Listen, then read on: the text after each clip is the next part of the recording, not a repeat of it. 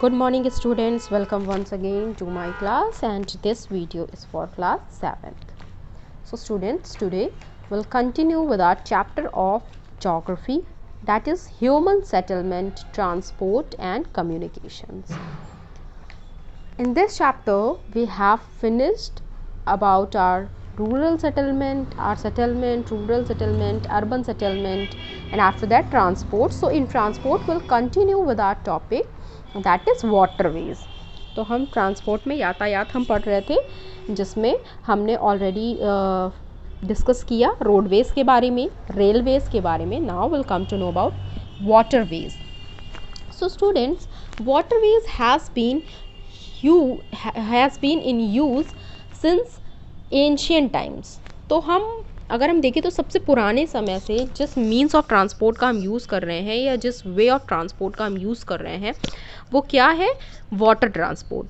Because that time railway tracks were not there, steam engines were not discovered, airways were not invented. So the best means and the means of transport that were used from the ancient time is water transport.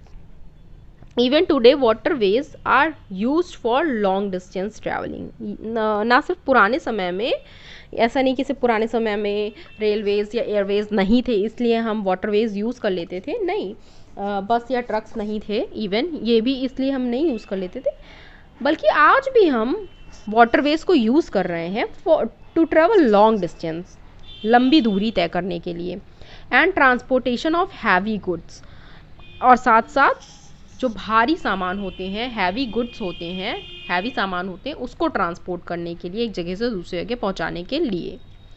They are the cheapest means. There are 2 types of waterways. ये सबसे सस्ते भी होते हैं. Waterways लोग खुद तो यात्रा करने के लिए करते ही हैं, साथ में जो भारी सामान होते हैं उसको एक जगह से दूसरे के पहुंचाने का, और वो भी सबसे सस्ते दाम में, मीन्स चीपेस्ट मीन्स क्या है? Waterways. There are 2 types of waterways. 2 तरीके के होते हैं, inland and sea route. So first one is inland waterways. The waterways comprise navigable rivers. Inland waterways ये हम कैसे इसमें हम ट्रैवल करते हैं? Through navigable rivers, lakes and canals. मतलब ये विद इन द कंट्री ही होता है, देश के अंदर ही, देश के अंदर ही. अगर आपको कहीं पे ही ट्रैवल करना है, एक जगह से दूसरी जगह डिस्टेंस कवर करनी है, तो नदियों के थ्रू, लेक्स में, कैनल्स में आप इसके थ्रू ट्रैवल कर सकते हैं. And the Great Lakes between Canada and USA with St. Lawrence River is the longest inland waterway in the world.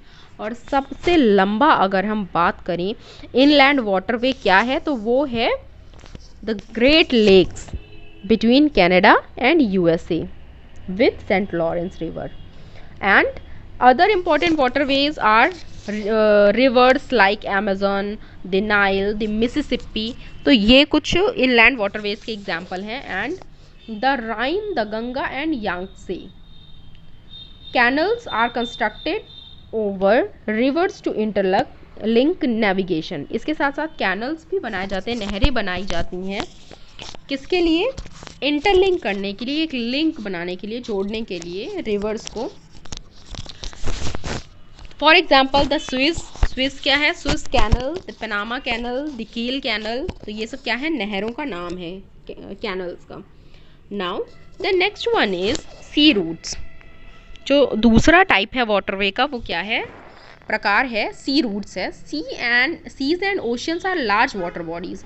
समुद्र और महासागर, ओशियंस, महासागर, ये बहुत ही बड़े होते हैं, विशाल होते हैं. So they are very large water bodies and are used for transporting merchandise. और इसको ज़्यादातर किस चीज़ के लिए यूज़ किया जाता है? आपने देखा होगा कि नदियों में, नदियाँ जो होती हैं वो इतनी गहरी नहीं होती हैं, उसमें पानी नहीं होता है, तो उसमें छोटी नाव चलती है.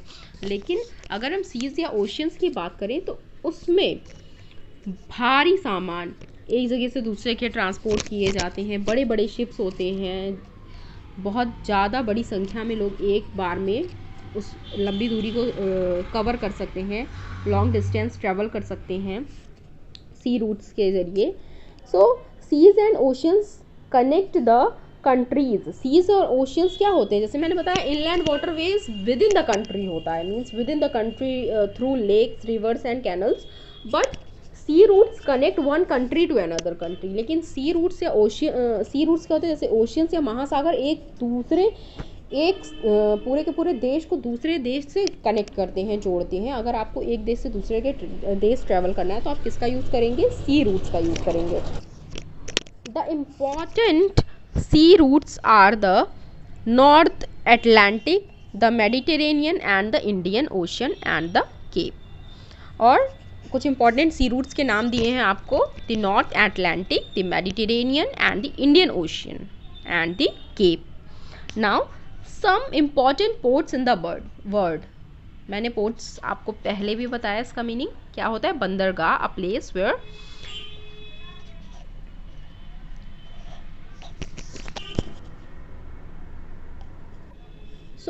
a place where ships are parked। And some important ports in the world are Hong Kong, Mumbai, Cairo, Shanghai, Tokyo, New York, Chicago, Karachi, Los Angeles, Rotterdam, Singapore and Durban। So these are the name of some ports। Now the next one is airways। The technological advancement in 20th century led to the invention of airplanes।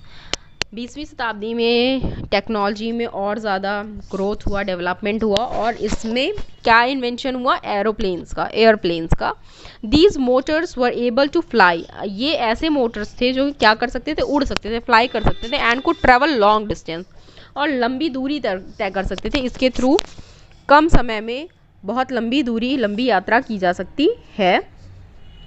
Later the aeroplanes developed into large vehicles that could carry a number of people।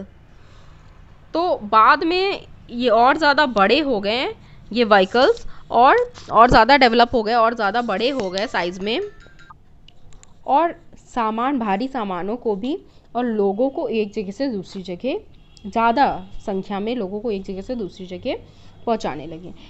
Helicopters and jet planes are some other airways transport used in today's world. इसके साथ साथ aeroplanes के अलावा helicopter और jet planes भी हैं जो आज के यातायात के साधन के रूप में हम यूज़ करते हैं।